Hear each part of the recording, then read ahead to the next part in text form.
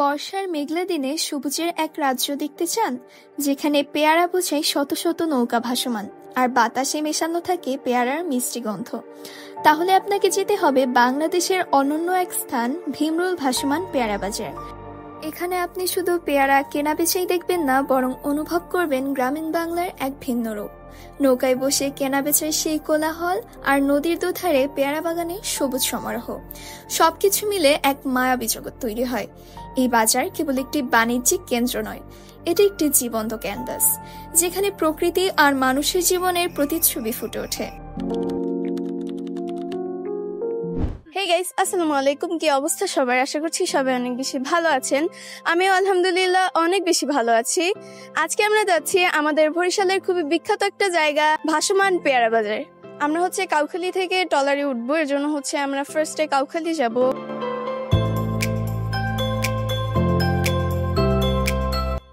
তো আমরা কাউখালী চলে এসেছি, আর এটা আমাদের ট্রলার। আমরা দূর থেকে যাচ্ছি, তো এর জন্য ট্রলার নিচ্ছি। আর আজকে আমাদের ব্যাড লাক, অনেক বেশি রৌদ্র। আর আজকে আমি আমার ভাইয়াদের সাথে যাচ্ছি। আমাদের আরো আগে যাওয়ার কথা ছিল, তবে ক্যান্সেল করতে করতে ফাইনালি যাওয়াই হলো, তাও আবার লাস্ট পর্যায়ে।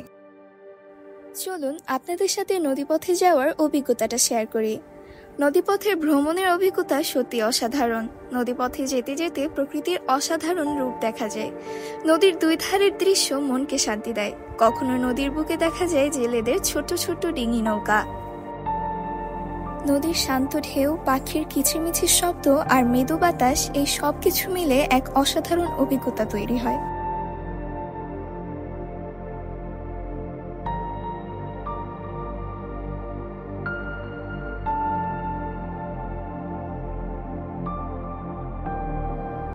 আর এটা সেই মেইন বাজারটা, যারা পেয়ারা বিক্রি করে প্রতিদিন সকালবেলা তারা পেয়ারা নিয়ে এখানে আসে সেল করার উদ্দেশ্যে। আর এখানে পেয়ারাগুলো পাইকারি দামে সেল করা হয় এবং ডিস্ট্রিবিউট করা হয় বরিশালে কিংবা বাংলাদেশের বিভিন্ন জায়গায়।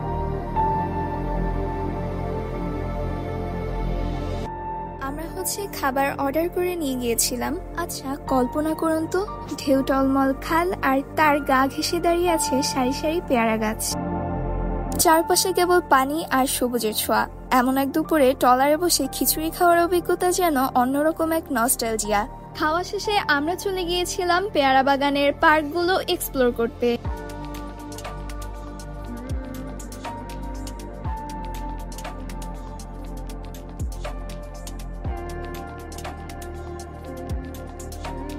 এই যে মেইন ভিউটা এখান থেকে পাওয়া যায়, একদম টপে।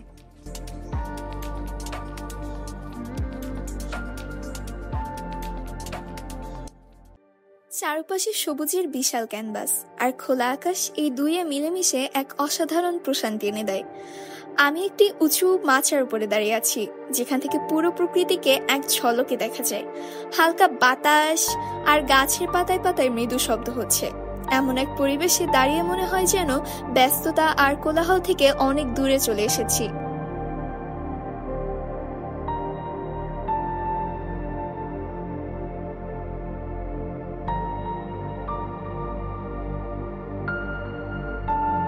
এই জায়গাটার অনেক বেশি ভিডিও দেখেছি, ফাইনালি আমি নিজেও চলে এসেছি।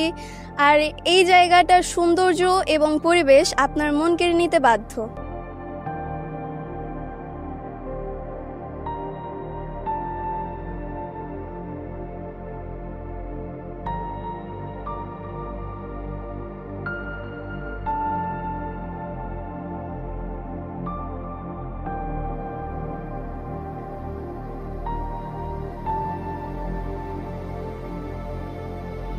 আর এখানে বিভিন্ন জায়গা থেকে পর্যটক আসে শুধুমাত্র এই টাটকা টাটকা পেয়ারাগুলো খাওয়ার জন্য।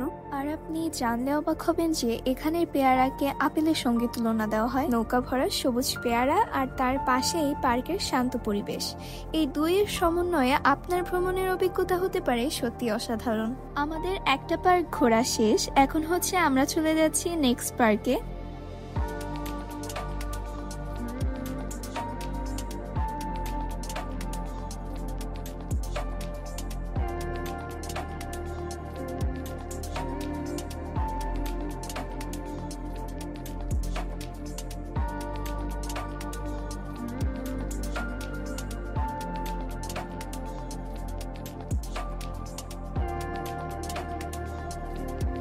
হচ্ছে নেক্সট পার্ক।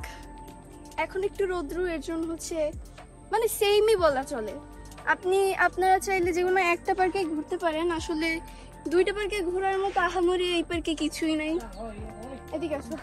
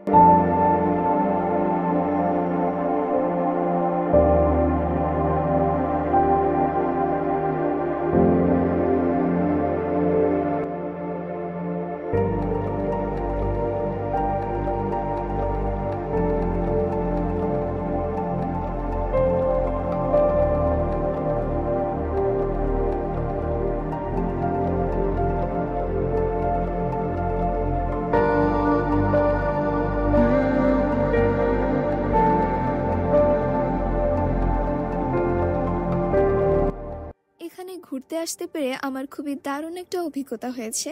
এখানকার পরিবেশ, মানুষের সরলতা আর প্রকৃতির এই অপার সৌন্দর্য সবকিছুই মন ছুঁয়ে যায়। এখানে এসে মনে হচ্ছে শহরের কোলাহল থেকে অনেক দূরে এক শান্ত ও স্নিগ্ধ পরিবেশে এসেছি। পেয়ারা বাগানের সবুজের মাঝে এই ভাসমান পেয়ারা বাজারে কাটানো প্রতিটি মুহূর্তই যেন এক অসাধারণ স্মৃতি।